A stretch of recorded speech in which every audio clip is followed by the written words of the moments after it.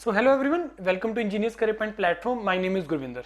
सो आज का जो मेरा वीडियो है वो उन सभी एस्पिरेंट्स को लेके है जो टारगेट कर रहे हैं अपने स्टेट के जेई एग्जाम, स्टेट के AE exams, SSC JE exam, RRB JE exam, public sector जो विदाउट गेट होते हैं लाइक एसजेवीएनएल है, एचपीसीएल है, आईएसआरओ है, बीएआरसी है। ऐसे बहुत सारे एग्जाम्स हैं जो थ्रू आउट ईयर आते रहते हैं।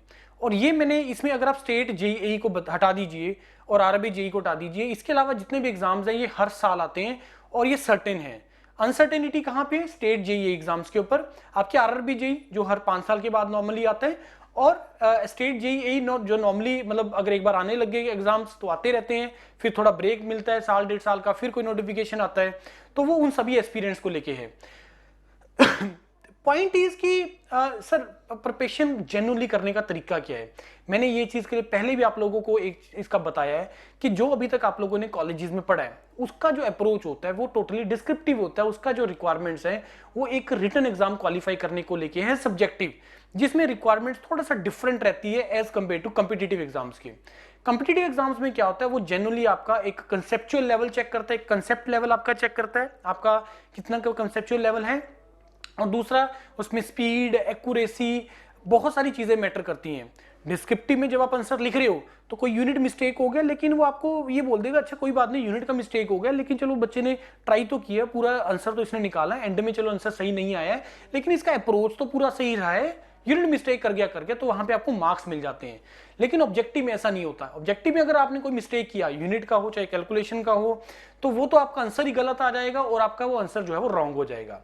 तो इन्हीं सारी चीजों को ध्यान में रखते हुए हम लोग बोलते हैं, आप लोगों को प्रेफर करते हैं कि यार आप एक काम करो, आप फाउंडेशन बैच लगाइए।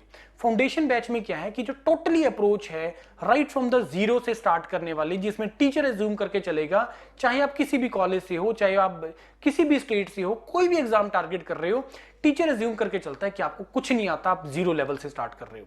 चाहे वो डिप्लोमा का स्टूडेंट है, चाहे वो बीटेक का स्टूडेंट है, चाहे वो मास्टर्स कर रहे हैं, जैसे एमटेक के पैक से, यूआईटी से बहुत स्टूडेंट्स हमें इवनिंग बैचेस में आते हैं जो प्रिपरेशन करते हैं। तो टीचर ये जूम करके चलेगा कि आपको कुछ नहीं आता, जीरो से स्टार्ट कर रहे हो, this is called the foundation batch. लेकिन जब कोई एग्जाम आ जाता है ऑनलाइन, जब आप चीजें स्टार्ट करते हैं तो उसमें ये सारा एक हम रिकॉर्डेड फॉर्म में दे देते हैं, और आप पूरी बाकी जो रिमेनिंग जो लाइव क्लासेस चलती हैं उस एग्जाम को जो 3-4 महीने के बाद नॉर्मली हो जाता है, तो उसमें हम लोग जो टारगेट करते हैं वो टारगेट करते हैं कि जिसमें हल्का फुल्का थ्योरी करवाया, सारा रिवीजन हो गया थ्योरी का, और ज्यादा फोकस जो रहता है उसके अंदर क्वेश्चन के ऊपर रहता है। ये डिफरेंस आ जाता है आपका ऑनलाइन और ऑफलाइन में। अब जैसे इस बार 8वें सेमेस्टर के अंदर भी 8th सेमेस्टर स्टार्ट होगा कॉलेजेस का, बहुत कॉलेजेस में जो इस टाइम पे ट्रेनिंग होता है, पंजाब के अंदर, हिमाचल के अंदर, हरियाणा के अंदर, तो बहुत लोगों ने अप्रोच करना स्टार्ट कर दिया है स्टूडेंट्स ने जो प्रिपरेशन करना चाहते हैं।